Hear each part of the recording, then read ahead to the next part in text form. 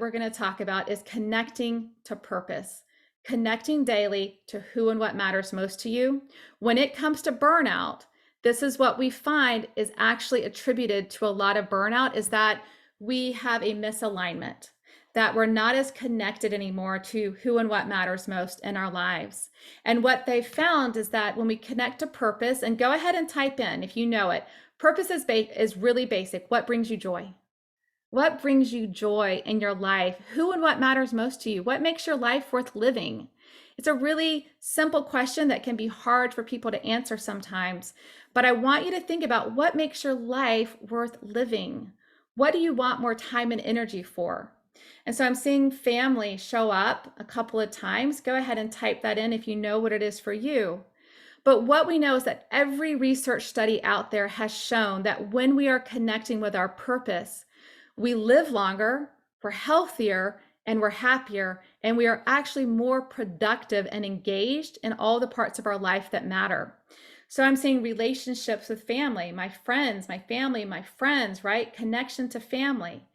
I think for many of us, this is what this is about. And this is why burnout becomes so prevalent for many of us that are hyperachievers.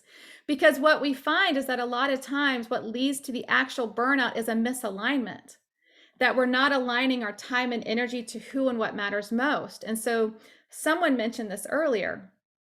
The way around this is that we create these boundaries. And a lot of people have a negative connotation of this word, but boundaries are just the guardrails that we put in place to align our energy to who and what matters most, including ourselves.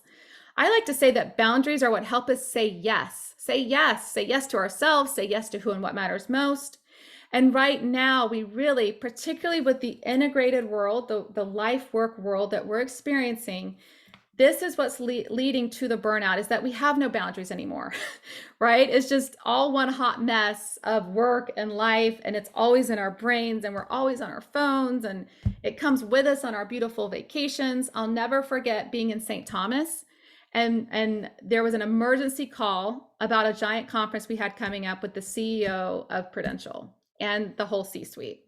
For 3 hours, I sat on a beach in St. Thomas while my family played on Megan's Bay, and I sat up under a picnic shelter on a call for 3 hours. So yes, my friends, without boundaries, burnout is certainly going to happen.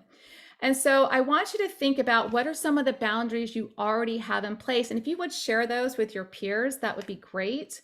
But these are some of the ones that, not all of them, what I'm not telling you to pick all of these or multiple of these. Start small. Just think about what is one new guardrail that I could put in place to better honor my purpose, to better take care of myself, my energy, my well-being, my health. One of the ones that I've done is that, my Saturdays, that I'm not sending emails out on Saturdays and Sundays for me. That's a simple one.